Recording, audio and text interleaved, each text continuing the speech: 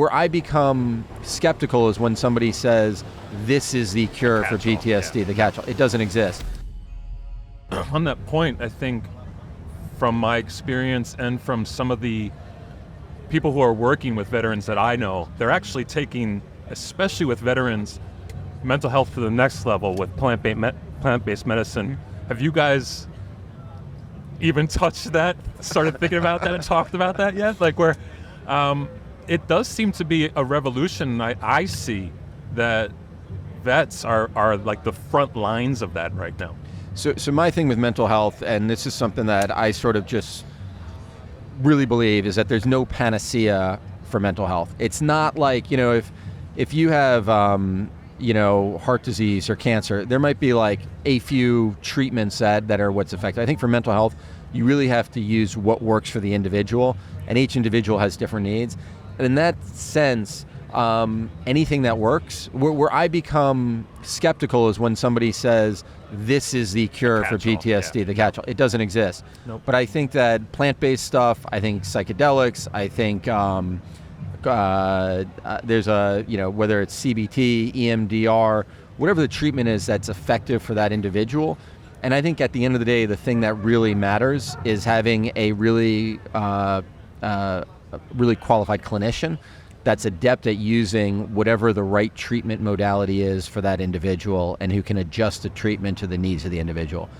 And I think that's what's really important. And in that sense, I know that there's a lot of work that's going on with plant-based stuff, with psychedelics, and with sort of other innovative therapies that I'm all for. And you said one of the difficulties is getting those clinicians, right? I think that in general, my friends, family, the first question is like, who can you refer? Right. Because there is a very small percentage that are tip of the spear. Yeah. Is there solutions that you see there? I think we have to have a real those? investment in developing more clinicians, putting people through the career pathways, opening up opportunities for them to get the training and the stuff that they need. The one other thing I just wanted to mention while we were talking about it in terms of sort of alternative forms of therapy, whether it's using different types of drugs, MDMA, psychedelics, et cetera, I think that there is a line between self-medication and doing something as a part of a treatment protocol. 100%. And I think one of the things that you run into with folks is, be like, hey, I heard MDMA is great. It's like, yeah, if you're working with a clinician, but if you're just going out there and using drugs, that's self-medication, and that is a dangerous road to go down. I just want to attack this from a different angle as well. For us, when I think about these things, in New York City, only about 24.2% of our veterans self-identify. I think we spoke about this last year. Right? And so for me, a part of the riddle also is how do we get more of our brothers and sisters to come into the light? Nationally, it's 33.6% per the VA's gross domestic expenditure reporting information. It's 24.2% here.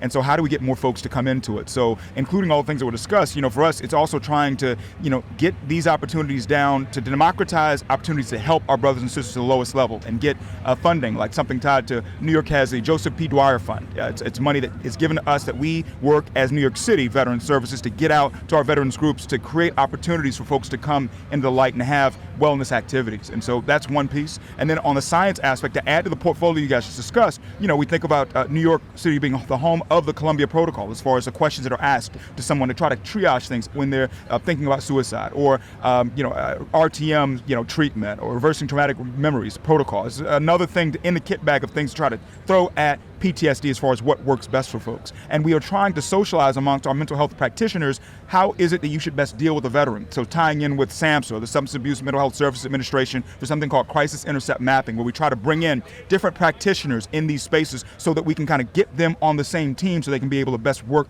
with our veterans and our military members. Yeah. Wow.